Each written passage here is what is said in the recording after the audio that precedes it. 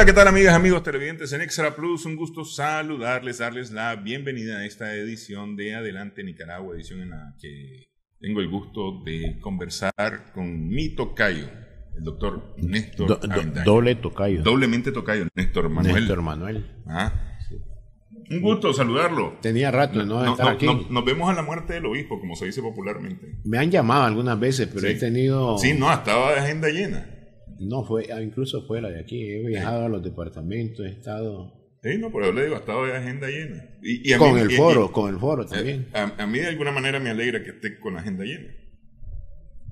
A veces lo hacemos ad honorem, como aquella revisión de las quiebras bancarias en los años 2000 y 2001, pero estamos en un país en crisis. Muy poca gente está muy bien en este país. Poca gente, así es. Pero se están haciendo grandes esfuerzos. Justamente estuve viendo a los emprendedores y mi pyme, trabajando por salir adelante. Eso sí. Por echar adelante las cosas. Pero te voy a decir como economista, los MIPYME nunca van a reactivar esta economía.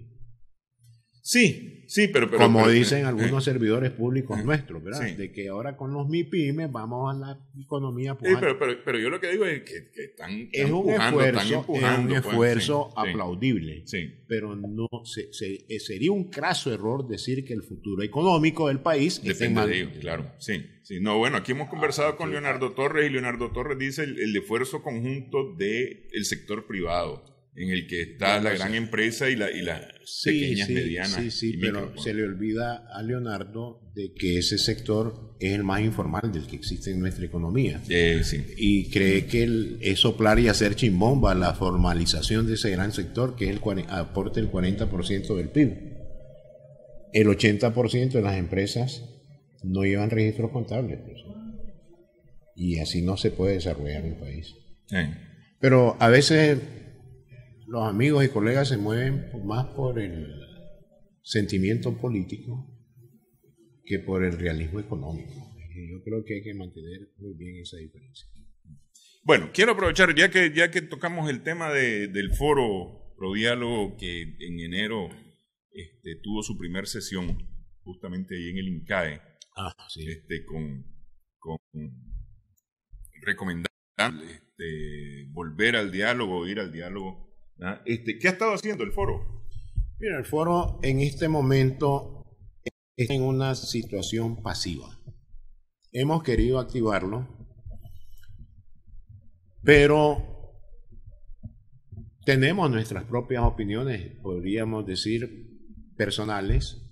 Hemos tomado una decisión, colectiva, que fue transformar el Foro Nacional Empresarial y Profesional, que así se llamó el del INCAE, en un foro pro diálogo.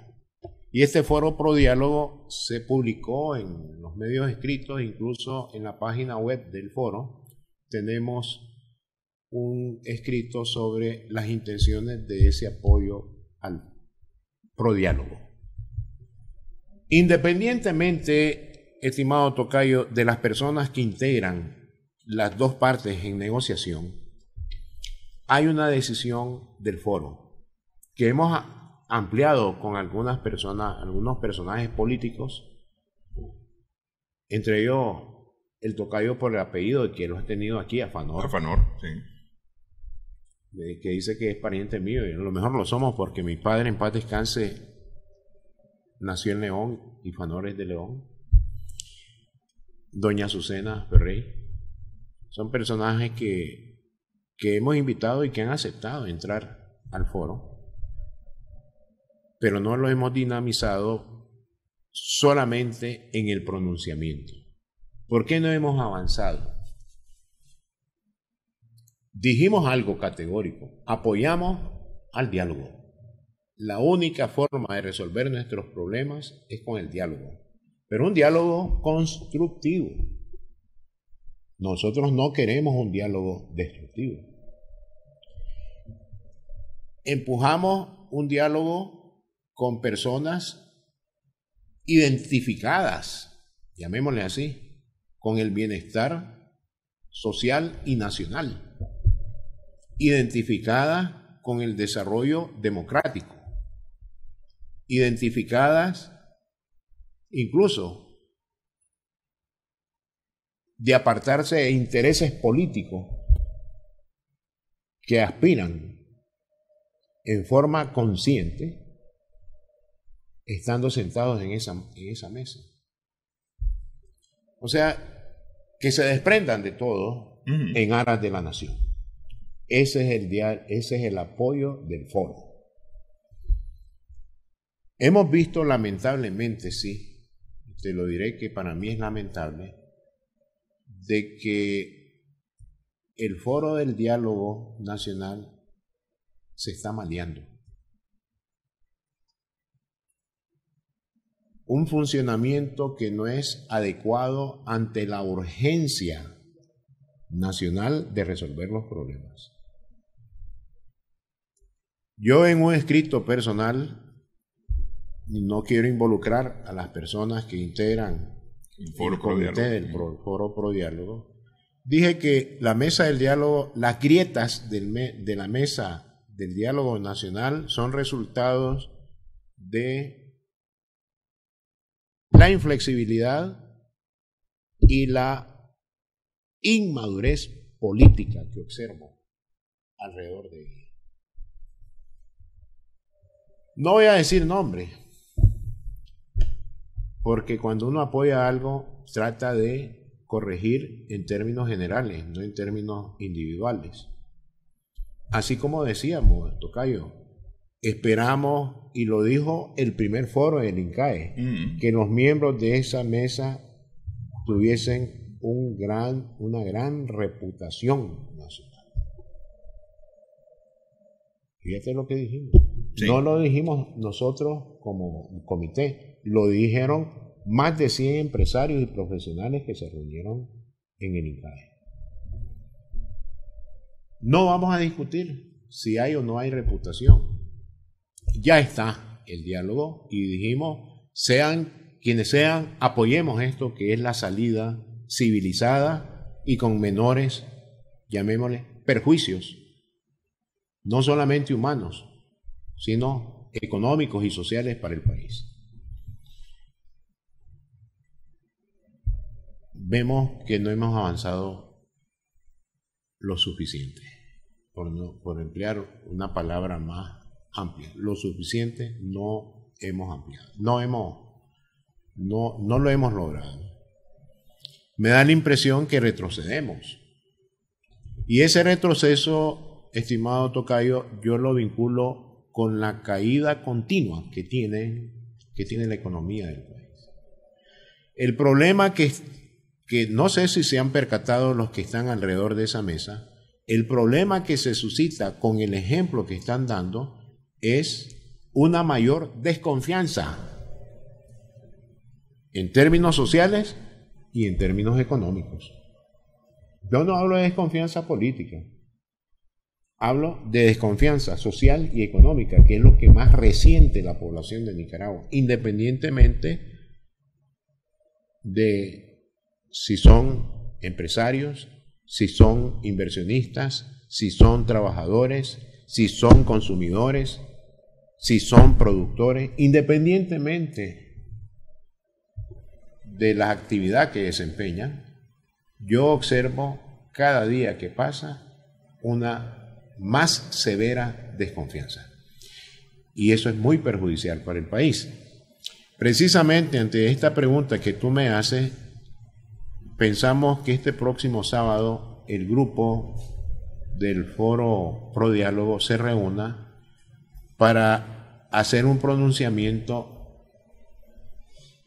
colectivo de cómo vemos la situación y por qué es necesario que cambie la conducta. No hablo de una de las partes, de las dos partes que están en el diálogo. Porque el éxito o el fracaso de este diálogo no es responsabilidad de una de las partes. Esto es como un matrimonio. Se divorciaron. Vamos a buscar la culpa de quién. La culpa es de los dos. Así es.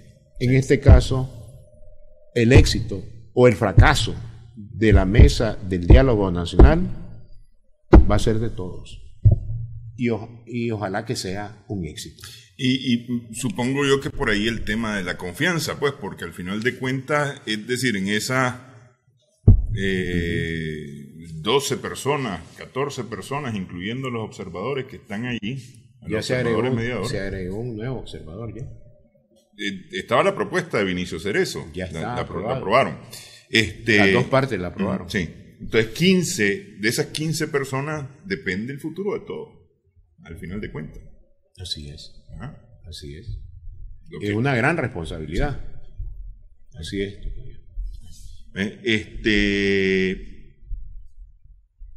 ¿Cómo creen ustedes? Es decir, el pronunciamiento va a ser invitar a estas representaciones a poner manos en el asunto. ¿Cómo se destraba? Y a alertarlos hacia dónde vamos si continúan actuando como lo están haciendo. ¿Será que no lo tienen claro? Yo creo que no. Yo creo que no lo tienen claro. Porque es decir, para muchos esto va camino al desastre si el diálogo no funciona. Claro, pero escuchas a servidores públicos diciendo que aquí vamos viento en popa y a toda vela ya. No sé de qué país están hablando, ¿no? Hablan de que desde julio, ya hay reactivación económica en este país. Lo que observo es un continuo desplome, ya no es caída, es vertical la línea con que está cayendo la velocidad de la caída, no es del crecimiento, de la producción de bienes y servicios. Pero al oír decir que vamos bien, que ahora sí ya existe responsabilidad de parte de los empresarios, lo que hablábamos acerca de Leonardo, ¿verdad? Yo creo que no es correcto señalar eso. Es como el otro ejemplo de que hasta ahora se enteraron, fíjate, hasta ahora se enteraron de que los efectos de la ley conocida popularmente, no es nuestra, es de Estados Unidos, NICA Act, los efectos de esa ley va a afectar a todos los nicaragüenses. Lo dicen 5 meses después de que fue aprobada la ley y más de un año después de que fue formulada esa ley. Sí. Ya con la nueva versión del Senado y de la Cámara de Representantes. Cuando dice que se va a suspender, se va a tratar de suspender, o no, se va a suspender el financiamiento del BID, del Banco Mundial, menciona eso. Incluyen al fondo, pero el fondo no hay programa con el fondo, no hay cooperación que viene del fondo para Nicaragua, Fondo Monetario Internacional, si no se logran esos objetivos. ¿Qué dijeron los servidores públicos? Dijeron de que la cartera de proyectos de inversiones públicas en construcción de hospitales, centros de salud, de escuelas, etcétera, no estaba en riesgo porque esa es una asistencia financiera humanitaria. Sí, que es lo que preveía la ley. Sí. En ese momento este servidor corrigió a esos servidores públicos. No quiero sobresalir, no. Tú sabes que a mí me gusta hablar en público. Y les dije, la asistencia humanitaria se refiere a dotar de alimentos, agua potable y medicamentos a una población que está en crisis. Y esa no la prestan, la regalan. Hasta ahora escucho en la mesa del diálogo, que estamos haciendo referencia, de que está en riesgo toda la cartera de inversiones públicas. Eso ya se sabía. Entonces, están funcionando como si estuvieran en escenarios políticos distintos. Yo creo que, te voy a decir honestamente, con la experiencia que yo acumulé en el sector público, siempre hay un ejército de aduladores junto al presidente de la República. Junto a cualquier presidente. Junto al funcionario que tiene algún cargo de responsabilidad. Sí. Siempre hay un ejército de aduladores. Y yo creo que la toma de decisiones presidenciales ha estado influenciada en gran medida por aduladores. Okay. Y es necesario corregir ese defecto. Vamos, y estos dicen que efectivamente va a haber afectación con las sanciones, pero por el otro lado dicen que las sanciones no tienen mayor relevancia, que las sanciones son personales, que son de afectación personal. Vamos a dejar esto para después de la pausa, en Adelante Nicaragua.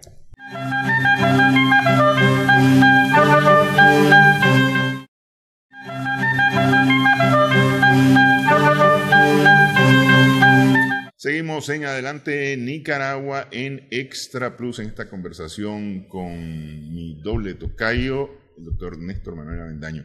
Le preguntaba antes de la pausa, o hablábamos antes de la pausa del tema de las sanciones. El gobierno se ha dado cuenta de que las sanciones van a afectar seriamente todos los proyectos de inversión que se financian con fondos externos, ¿no? Uh-huh.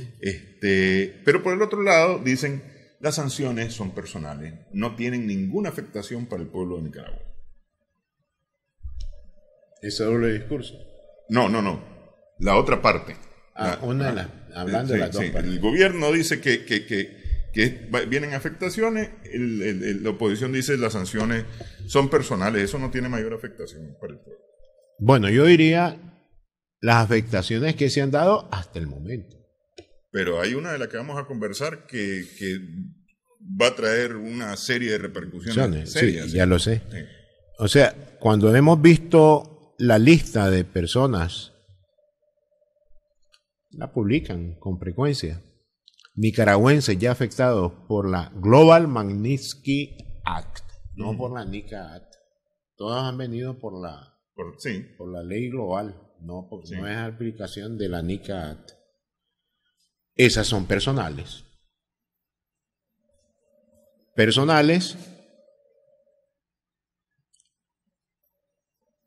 Y te agregan que pueden ser suspendidas esas sanciones cuando se corrijan los problemas.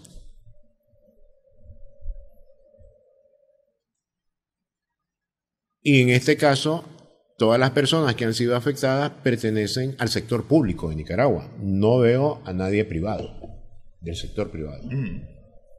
¿Verdad?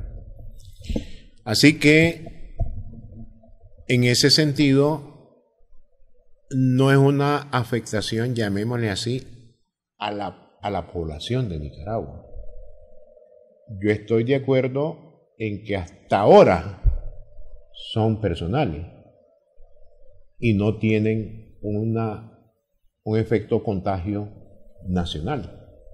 Eso sí, también debo reconocer que esas afectaciones personales sí afectan a las instituciones donde se encuentran los sancionados. El caso de la policía, por ejemplo. Y ya se demostró con el caso del Consejo Supremo Electoral, que tuvo que dejar el cargo el ex magistrado Roberto Reyes. Roberto Rivas, sí. Roberto Rivas, sí, perdón. Sí. Entonces,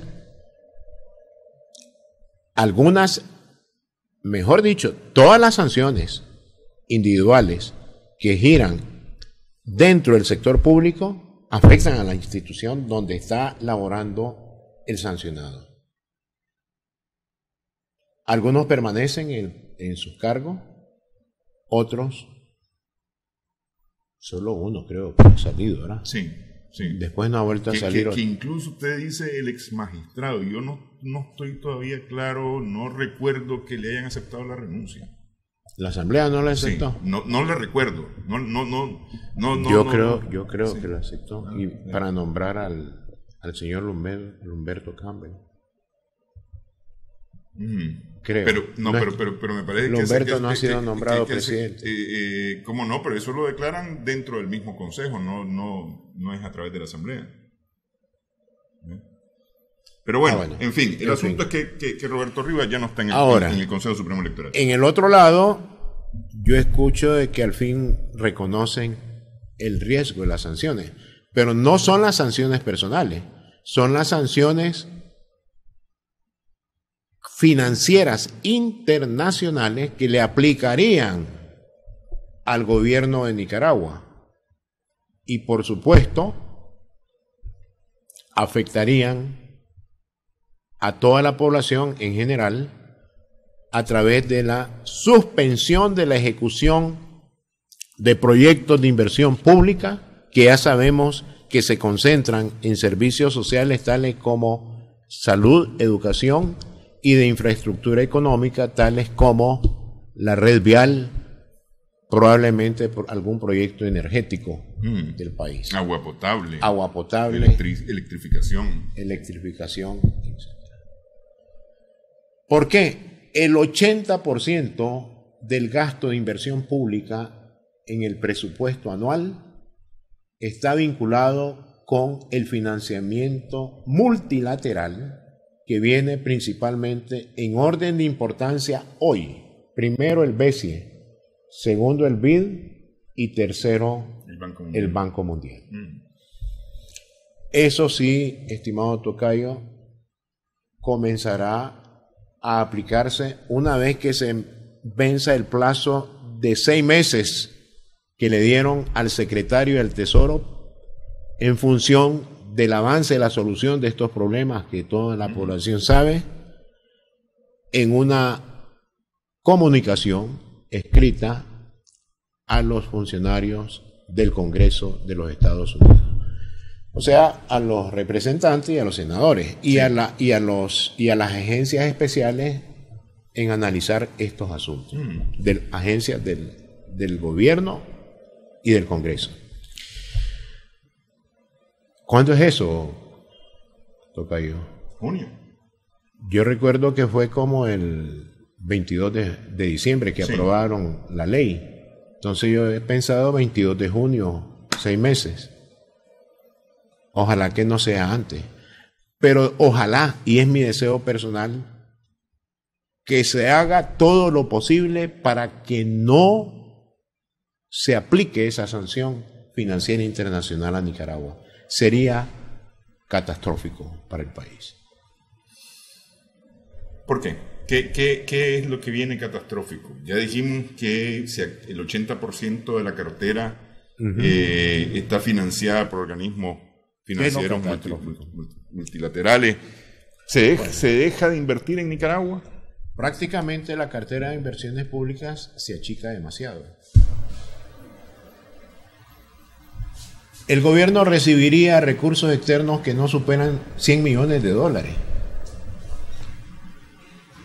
¿Cuánto tiene previsto el gobierno este año en cooperación externa total, donaciones y préstamos? Alrededor de $800 millones es lo que está aprobado en el presupuesto de este año. Estamos hablando de reducirlo a 60 millones. ¿Cuáles serían esas fuentes de financiamiento gubernamental? Japón, Taiwán y Corea del Sur. 3 donantes y prestatarios que también inciden en la ejecución de proyectos de inversión pública. Eso es marginal. ¿De acuerdo, verdad? ¿Esto qué va a provocar? Un desplome no solamente del gasto de la inversión pública. Mucha inversión privada depende de la ejecución de proyectos de inversión pública. Por ejemplo, la red vial. Sí, sí. ¿Cuánto podría ejecutarse en un momento de incertidumbre política como tenemos hoy el sector privado en materia de inversión empresarial? Yo estimo un gran éxito, un 30% de lo que ejecuta en un año normal. Eso sería exitoso. Y preguntémonos lo otro, ¿y qué le pasa a la inversión extranjera directa? ¿Crees que vendrían los inversionistas extranjeros directos? Algunos. No se van a retirar todos. Por ejemplo, Zona Franca contempla todavía inversiones en este año. Otra empresa muy importante para el país, que es B2Gold, en la extracción de minería metálica, va a hacer inversiones en este año. Entonces, pero se reduce comparado a los 1.450 millones de dólares de ingreso bruto, sin restar la salida de capitales, lo que entraba anualmente en materia de inversión extranjera directa. El año pasado se redujo como a 810 millones de dólares. Cuidado, 600, no estoy seguro, no recuerdo bien. Pero ¿Y en este año cuánto? Con esta incertidumbre. Probablemente sea inferior a lo que entró el año pasado. Entonces, con esos tres supuestos, ¿qué le sucede a la inversión pública? ¿Qué le sucede a la inversión privada nicaragüense? ¿Y qué le sucede a la inversión extranjera directa? Hay una caída del Producto Interno Bruto cercana al 10%. Solamente impactada por el desplome de la actividad de la construcción, que continúa desplomada. Sí, que no se logra recuperar. Y que hay gran riesgo que cierren gran parte de las empresas constructoras del país. Pero ahí no termina la película del impacto de esta medida. Esto va a provocar desempleo. Mejor dicho, lo voy a hablar en términos económicos más rigurosos. Van a destruirse puestos de trabajo formal.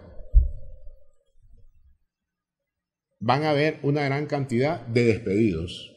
El despedido puede resurgir como subempleado o como desempleado.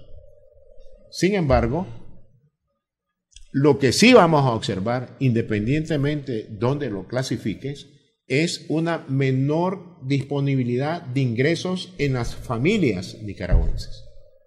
Al haber menor disponibilidad de ingresos, ¿qué le pasa al gasto de consumo, estimado tocayo? Se reduce al monto de la nueva disponibilidad de recursos monetarios que tiene la familia. Al ocurrir eso, cae la producción de las ramas industriales productoras de alimentos básicos para la población, que en momentos de crisis nos estamos refiriendo a una demanda de bienes o de dinero en forma precautoria, como creo que te la mencioné alguna vez. Se limita a alimentos, medicamentos, combustibles y los celulares. Sí. Bien, ¿cuál es el impacto de la reducción del gasto de consumo? Te dije 10% de la construcción. 10% caída del PIB por una reducción del 76% de la actividad de la construcción, que se viene al suelo. Pero la segunda ronda, que está generada por menor disponibilidad de recursos y mantener los niveles de consumo, el consumo de la familia se reduce aproximadamente en un 12-15% en volúmenes en este año. Ese es el impacto a la población. Es decir, sobre un consumo que ya está restringido. Cayó el año pasado casi un 5%. Ahora estamos hablando del doble, 10%. Entonces, combinando los dos efectos, cae la construcción y cae la producción de bienes y servicios para la familia, para bienes de consumo básico de la población, principalmente básicos. No estamos hablando, ya no estoy hablando de que van a ir a comprar vehículos, eso ya se desplomó el año pasado. El Producto Interno Bruto, en el peor de los casos, estimado tocayo, podría caer hasta un 20% anual. Eso sería una catástrofe económica. Ok, vamos a hacer pausa en esta edición de Adelante Nicaragua. Estamos conversando con el doctor Néstor Avendaño.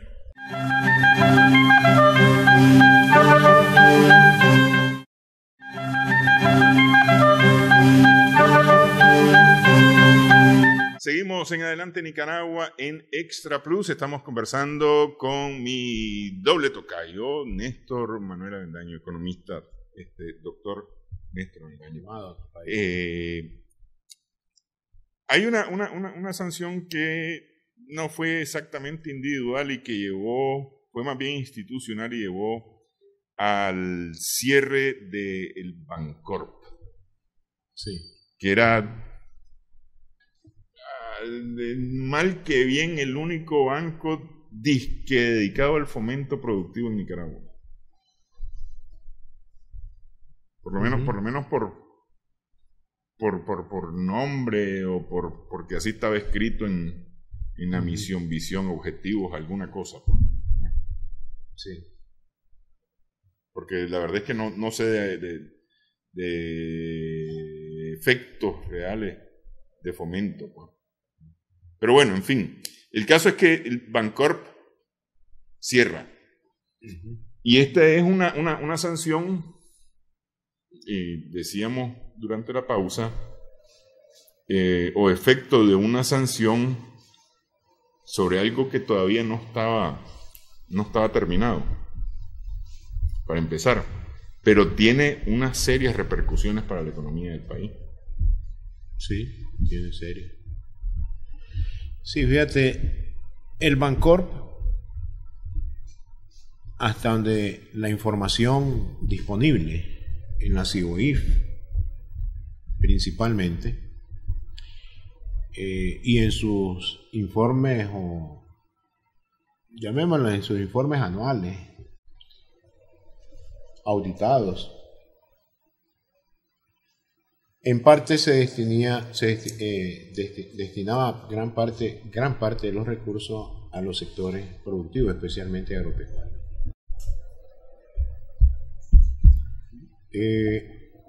El Bancorp fue sancionado con la Global Magnitsky Act, ¿verdad? Y la acusación, tengo entendido, fue por el tema de corrupción. No es por violación de los derechos humanos. Recuerda que la Magnitsky también va dirigido contra esos dos delitos, ¿verdad? Corrupción y violación de los derechos humanos. El banco, en mi opinión, independientemente de las informaciones que existen alrededor del por qué lo cierran, porque eso no lo disponemos nosotros, yo te diré que era el banco más pequeño de Nicaragua, el Benjamín de todos los bancos, le decía yo. Y, por supuesto, era el banco que tenía más activos que pasivos. Aquí debo aclarar algo, sí, estimado tocayo. Fue público el hecho de que dos bancos que antes administraban los depósitos de Albaniza, principalmente dos bancos, el Banco de la Producción, ¿verdad? Banpro, y la FICE Bancentro, que manejaron la totalidad de esos recursos por varios años. Trasladaron en 2017, por estos asuntos de la ley Magnitsky, la Global Magnitsky, trasladaron esos depósitos al Bancorp. Presionado. Ahí hubo presión para que se deshicieran de esos recursos. Yo tengo ahí una primera observación. Ahí se omitió la aplicación de la ley.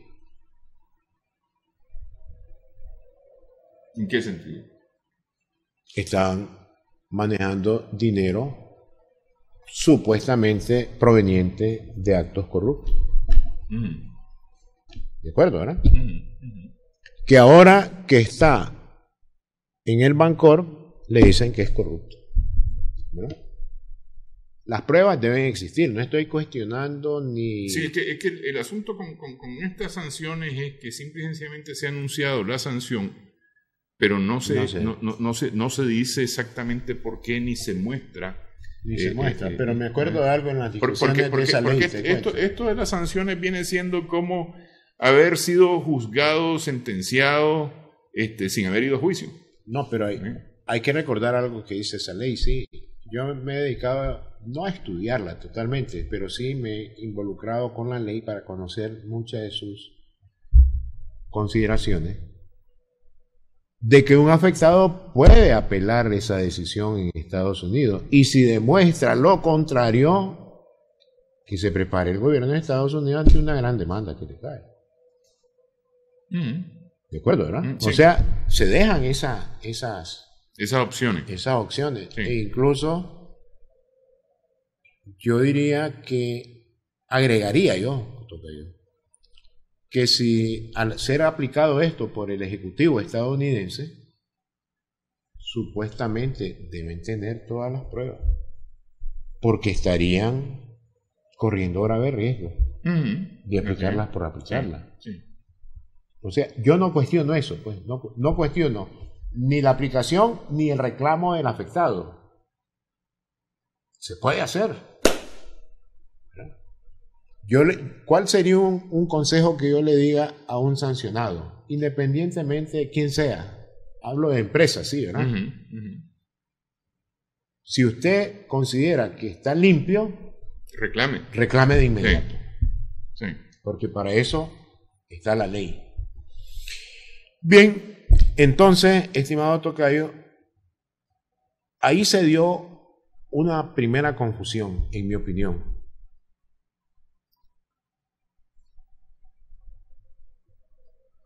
El Bancor manejaba, según una casa auditora británica, 6 fondos que no le pertenecían, fondos de fideicomiso, que suman alrededor, no tengo la cifra exacta, pero aparece en el último informe auditado de 2018, $2.500 millones. Esos no son recursos del Bancor, es un fondo que administra el Bancor, el fondo de fideicomiso. Y ese fondo lo recibe de Alba Caruna, según las noticias públicas que hay en el país. Te hablo todo en función de la publicidad que tenemos, de informes económicos. Entonces, esos fondos,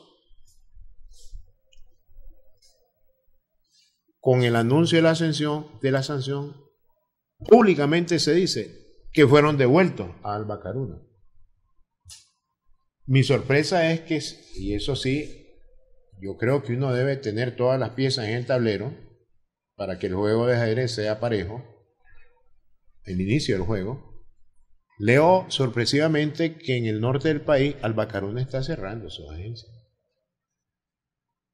Y también escucho de que varios ahorristas de Alba Caruna no le devuelven sus depósitos y han venido hasta Managua a reclamarlos. Entonces, algo raro sucede ahí. ¿Estamos de acuerdo, no? Sí. Fíjate todas estas cosas que se van dando.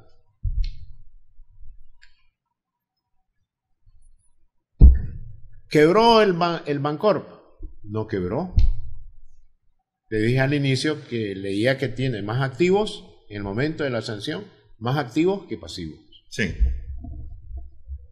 Y la CIBOIF no intervino rápidamente por una sencilla razón. No es un banco que esté en quiebra. Si estuviera casi quebrando ese banco, ya hubiera estado una junta liquidadora o una junta administradora de la CIBOIF analizando toda esa situación. Pero ese no es el caso. Públicamente leo en los diarios que los altos cargos del Bancorp solicitan a la CIBOIF, y fue publicado en los diarios, ¿cómo le llamaron? Cierre anticipado. No es cierre, es no es quiebra, no es, o llamémosle pues, un cierre anticipado. En el fondo es eso, cierre anticipado. ¿Qué significa eso? Hay dos condiciones para hacer un cierre anticipado. Uno, de que la entidad bancaria o financiera no tenga depósitos del público, pero Bancor tiene. Imagino que en estos momentos el Bancor está devolviendo depósitos, y ahí me surge una pregunta clave. ¿En cuánto se van a caer las reservas internacionales del Banco Central de Nicaragua cuando el Bancor le pida al banco, devuélvame todo porque voy a devolver los depósitos? Fíjate que no trato de alarmar, pero yo como nicaragüense y como economista estoy preocupado por la estabilidad del sistema financiero. El Benjamín del banco, de los bancos, puede poner en jaque a todo el sistema bancario. Fíjate la gravedad. Sumando grosso modo, te lo digo, de acuerdo con los datos de la Ciboif, ¿cuánto tenía en encaje legal el Bancor? ¿Cuánto tenía en el FOGADE para el Fondo de Garantía de los Depósitos? ¿Cuántas eran las inversiones o inversiones financieras que había adquirido el Bancor ahí en el Banco Central? Que son papeles, ¿verdad? Que le dan y al vencimiento hay que redimirlo. Grosso modo, porque eso no puedo determinar con pinzas muy exactas, alrededor de unos 220 millones de dólares que tendría que entregar el Banco Central. ¿Y eso podría poner en jaque al resto de bancos? Si ahora ya ni publican las reservas, ponen en jaque la estabilidad macroeconómica y ponen en jaque la confianza de los depositantes. ¿Y qué van a decir los otros depositantes? Los que están allá. Sigue despeñándose las reservas internacionales, se ha contenido la venta de dólares del Banco Central a los bancos. Para darte un ejemplo, en marzo salieron del sistema bancario de los depósitos 120 millones de dólares. ¿Cuánto le vendió el Banco Central a los bancos? 10 millones. O sea, ha disminuido la venta de dólares porque los bancos ahora tienen más dólares que lo que comparado a lo que tenían y a la escasa disponibilidad el año pasado con la crisis, con el impacto de ese choque. ¿Por qué? Porque en este momento se están liquidando exportaciones, producto de las ventas del resultado del ciclo agrícola, producto exportable. Están entrando remesas familiares, pero la demanda de divisas para importaciones se ha desplomado, porque ha caído la producción, porque ha caído el consumo, porque ha caído la inversión y porque está cayendo también el volumen de producción exportado. Entonces tienen dólares los bancos. De tal manera que el Banco Central solo se dio el lujo, por decir algo, entre comillas, de darte solo 10 millones para que afrontes la caída de 120 millones en los depósitos. Y ahora le decís la noticia, porque todo esto tiene que ser público para que sea de dominio, porque es un problema nacional el cierre del Bancor. ¿Cuántas reservas van a caer ahora por el cierre del Bancor? Sería bueno, Tocayo, y yo he estado meditando, voy a adelantar algo. Quisiera hacer un seminario de actualización empresarial. ¿Cuál es el impacto económico de la desaparición del Bancor en nuestro país? Y sugerencias para amortiguar esos impactos. Yo no creo que el Banco Central pueda darse el lujo de devolver todo. No creo eso. Recuerda, ¿cuál es la condicionalidad de la estabilidad macroeconómica? La condicionalidad dice que el saldo de las reservas internacionales brutas en poder del Banco Central tienen que ser al menos igual a 2.5 veces el saldo de la base monetaria, o sea, el saldo de la emisión de dinero más el saldo del encaje legal en dólares. Si eso con una salida drástica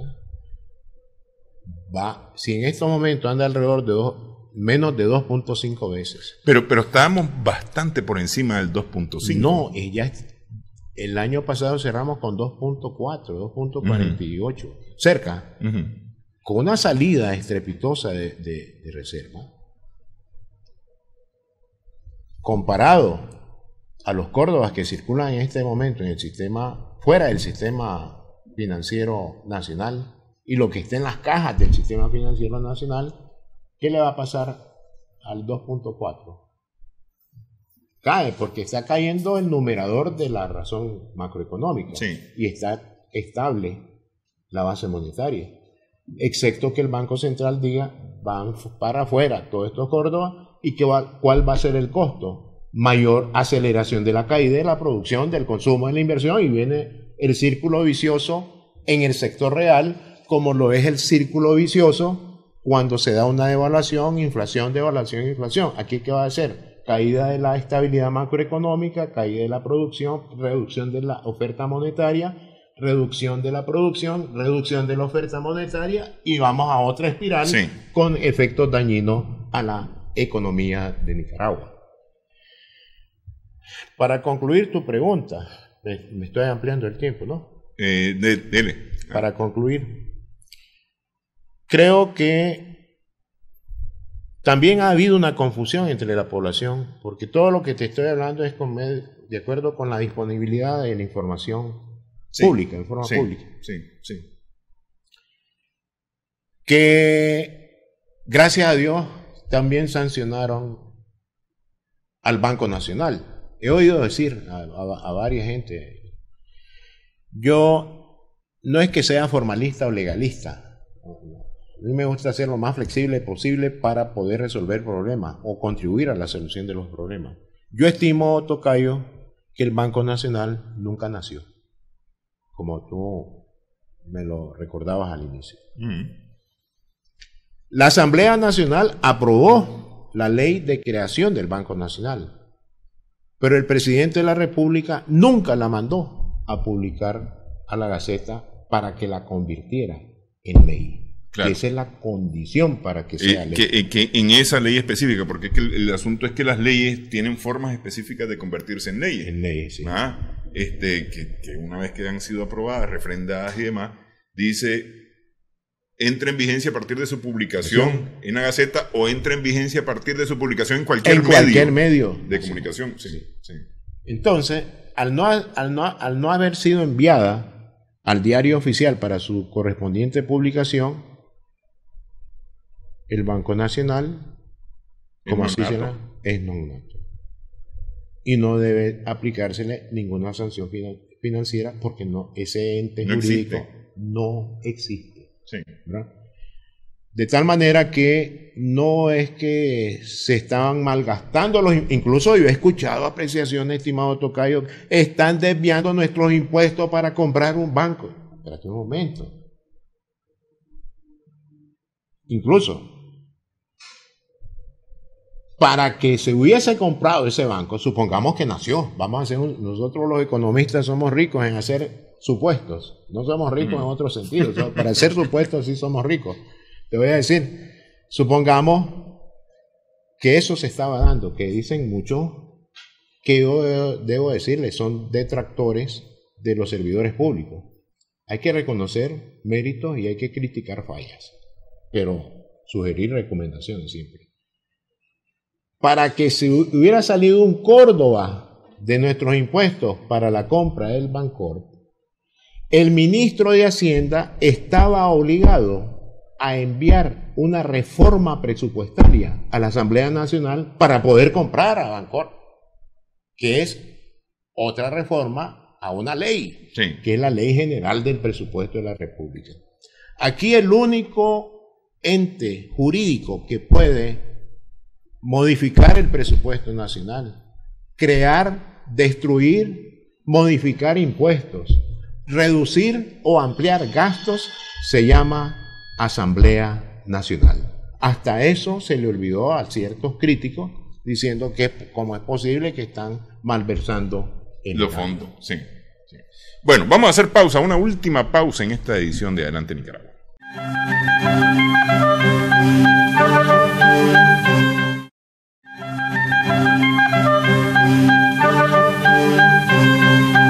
Seguimos en Adelante Nicaragua en Extra Plus en esta conversación con mi tocayo Néstor Avendaño.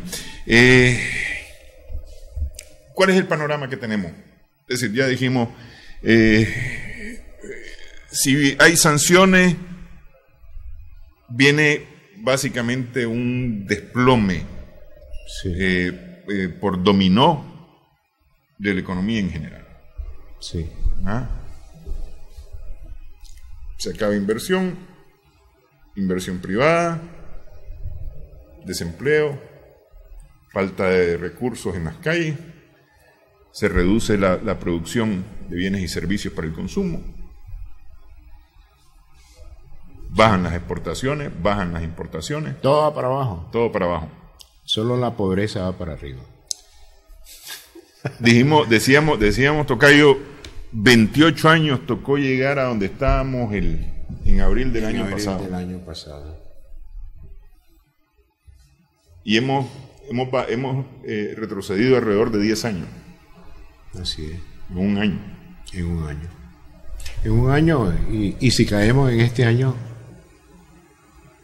10 años. Cayendo este año. Ok, cayendo este año. El asunto es que, a ver, por primera vez en 29 años entramos en recesión. Desde septiembre, desde el tercer trimestre del año pasado. Sí. Y continuamos todavía en recesión. Entramos en recesión, cosa que no había ocurrido en la economía de Nicaragua, que si no estaba igual, subía aunque fuera un centavo. Así es, era positivo el signo de la variación de la producción. Sí. Entonces, su pregunta, tocayo, es ¿cómo terminamos este año? ¿Cuáles son las grandes? No, fíjese que más bien aquí, porque es decir, aquí lo que hay que considerar son puntos de inflexión. Es decir, hemos considerado junio como un punto de inflexión, una fecha que puede representar un punto de inflexión por el anuncio o no de las sanciones con la NICA Act. De las sanciones financieras internacionales. De las sanciones financieras internacionales. Sí. Sin embargo, hay un punto de inflexión importante para detener ese punto de inflexión de junio. Que está aquí en Nicaragua. Está aquí en Nicaragua, sí, eso sí. Y lo decíamos al inicio, que es el tema de voluntades y madurez. Flexibilidades y madurez, con una gran voluntad política. ¿Estamos de acuerdo? Que ese coincide con tu primera pregunta. Ese es el espíritu del Foro Pro Diálogo. ¿Qué hacemos los ciudadanos para contribuir a esto? Deben pronunciarse. Pronúnciense a través de las distintas organizaciones a las que ustedes pertenecen. El soberano, que es el pueblo, tiene la virtud de exigir. Tocayo, usted como Néstor o yo como Néstor, no tenemos potestad para exigir, pero el pueblo sí. Y yo creo que el pueblo lo puede hacer a través de las distintas formas de organización que tiene el país. Incluso los partidos políticos que están ahí, aunque no estén en el diálogo. Sí.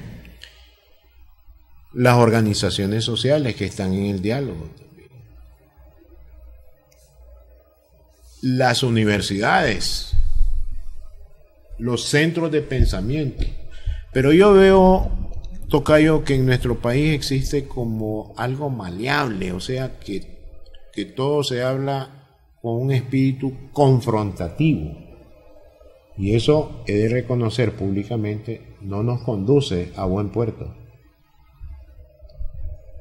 En una negociación hay que respetar.